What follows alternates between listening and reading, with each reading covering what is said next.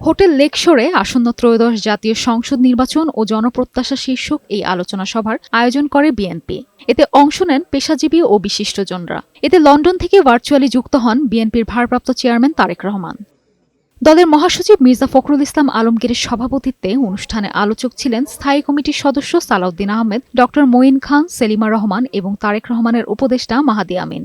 বক্তারা বলেন, নির্বাচনে জনগণের একটাই প্রত্যাশা, জনবান্ধব সরকার গঠন। বিএনপিকে আমরা আমাদের জায়গা থেকে মাথায় হাত বুলিয়ে, চাপ দিয়ে, বকা দিয়ে, যেভাবেই হোক আমরা জানিয়ে যাব যে আমরা এটা চাই এবং বিএনপিকে আমাদের চাওয়ার সাথে অবশ্যই তাল মেলাতে হবে। প্রতিভার গুরুত্ব দিতে হবে, মেধার গুরুত্ব দিতে হবে।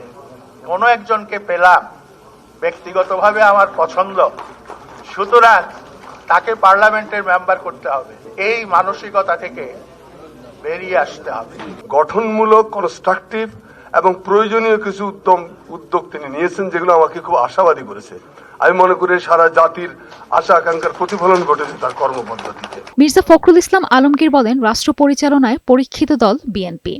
বিএনপি একটি পরীক্ষিত রাজনৈতিক দল, সরকারের বাইরে। সামনে নির্বাচনে জনগণের আস্থা অর্জন করতে পারি, তাহলে অবশ্যই আমরা আমাদের তরুণ নেতার নেতৃত্বে এই দেশকে আমাদের আকাঙ্ক্ষিত জায়গায় পৌঁছানোর চেষ্টা করব। এ সময় তারেক রহমান বলেন, আইন শৃঙ্খলা পরিস্থিতি নিয়ন্ত্রণ করাই হবে নির্বাচিত সরকারের প্রথম কাজ।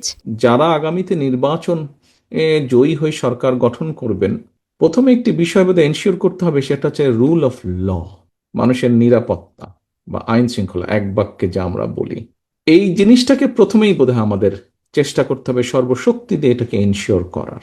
সুষ্ঠু পরিকল্পনার মাধ্যমে দেশের উন্নয়ন ত্বরান্বিত করার কথাও বলেন বিএনপির ভারপ্রাপ্ত চেয়ারম্যান। মেরিন আমিন, বৈশাখী সংবাদ, ঢাকা।